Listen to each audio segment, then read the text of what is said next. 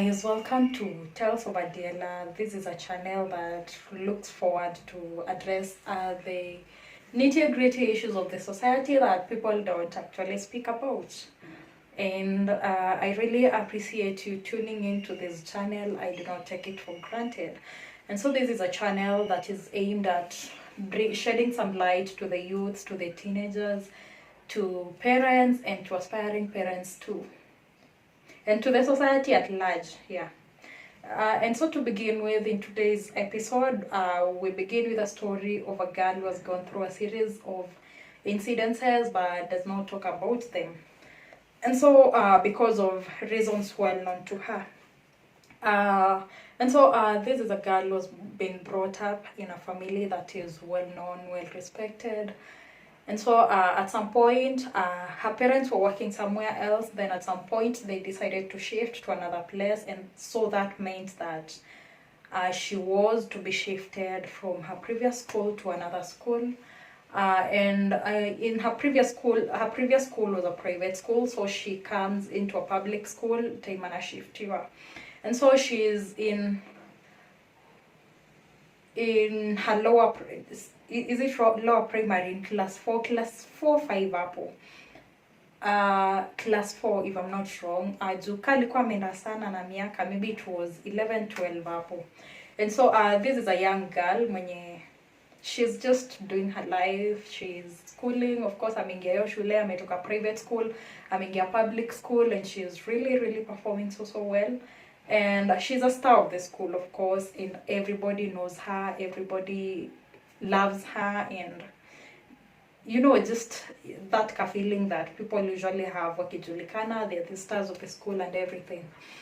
And so hiyo place wamehamia, kila msee anajua this is the family that this girl comes from. Now, of course, anajulikana. So the first incident happens this way. On this particular day, ametumwa kurun some errands. Of course, the parents walikuwa wameonanika grow. Anaweza tumwa to run an errand, 1 or 2 errands. So, time anenda hii errand, of course, hiyo ni community. And time ametumwa for that errand, anapta a certain route, iko na vichochoro. Iko not vichochoro as such, but it has some bushes. And on her way to doing whatever alikuwa ametumwa, nakutana na this gent ambaye the gent tries to offer her money in exchange for sex.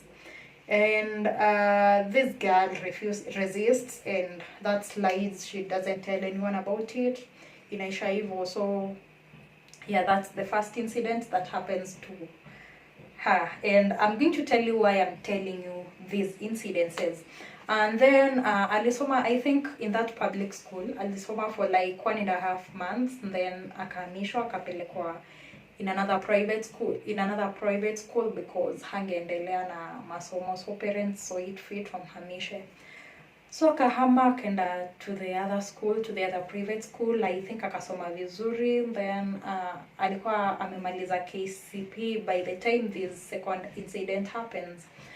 And so she's on holiday with her elder brother, and of course ukiwa holiday, most probably you'll be helping your parents doing 1, 2, 3, ama maybe uko na ka hustle mahali. But she was too young, so she was still helping her parents. Hakuwa na hustle or anything. And so with the elder brother, they used to go somewhere to help their dad do 1, 2, 3 in his place of work where he used to go every day. Now that was the routine every now and then. Then this particular day now wameenda, but now they get into a conflict with the brother, and they are not able to use the same route. And so coming back home, they use separate routes, and the girl uses a route Kenya najua ni shortcut, of course. Now that route is close to people's maboma za watu, ziko so close to the road. Of course, if you can picture that setup, or you've seen such a setup, you basically know what I'm talking about.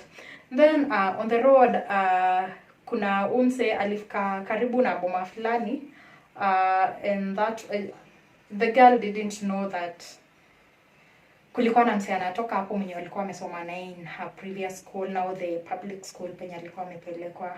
And the guy was a very very known person in that society. Alikuwa anajulikana sana mtaa.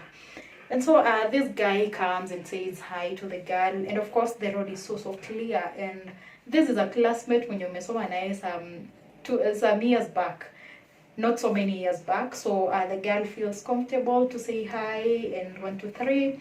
Then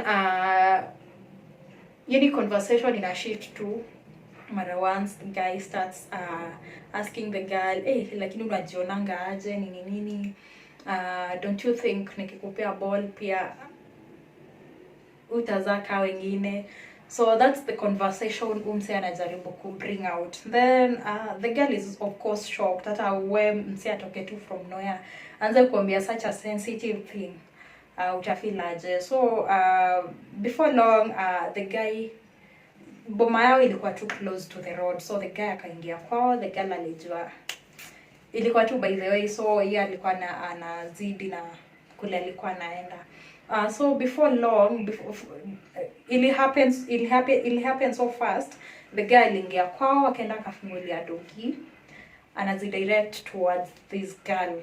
So this girl anashtuka, anashanga shida iko wapi, and the dogs zilikuwa zile dogi zinaumanga. If at all you've ever come across such dogs, those security dogs. So before the dogs reach, the girl anaangalia nyuma, naona msee anajua anakuja. Lucky enough kuna msee anakuja nyuma na mdema anamjua, na the guy happened to just come from a home near this other gent's home, and so the guy knew the dogs na alikuwa anajua what they can do. So lucky enough the girl anapita na that gent na that slides like that, akuambia msee tena. But now she doesn't tell anyone, but somehow this thing really affects this girl, because anafika mahali akitumwa errands peke yake ataki kuenda. She just becomes so rebellious. She doesn't talk about it. She doesn't want to tell her parents what happened. Na hiyo ina slide hivyo, but the consequence is that she becomes so rebellious. And so that slides. Then now the last incident in this episode kenye nampata ni hapo tu kule alikuwa anaishi, there was this neighbor mwenye alikuwa na watoi tu wakubwa gents. Now one day ako tu peke yake bado tu, yani ametubwa tu peke yake bado, na I think that day alienda jo alikuwa anajua it's close to their home. So anakuja anapatana na a son to the neighbor. He was just an elder person. Yeah, the guy was so elderly, maybe alikuwa in his late 20s. And now the guy is telling this girl how he loves her, nini, how he wants to offer her a mobile phone. Of course, umemaliza class 8 una simu. So this guy is trying to offer a phone, some 2 or 3 things in exchange for something else, of course, and the girl doesn't give in still. And that now the girl says her parents, hata akisahau kuomba, at times she's brought up from a Christian family, alikuwa akisahau kuomba, at times the parents will pray for her, and that shows you how prayers in our kingi sometimes, because ude from way before akiwa hivyo class 4 ange give in to the incidences zimekuwa zinamhapenia and everything. Ara sijui, I don't know what would have become of it, but those are the incidences that this girl goes through. Now from the first incident, I think we usually see prostitutes, I'm sorry to use this word, but these people who are sex workers in the society as just something nasty, but we don't know what happened. Maybe some of them have stories to tell, but because of the way the society is, they cannot come out and speak of such incidences. Imagine someone offering a little girl who is maybe 11 years money in exchange for sex.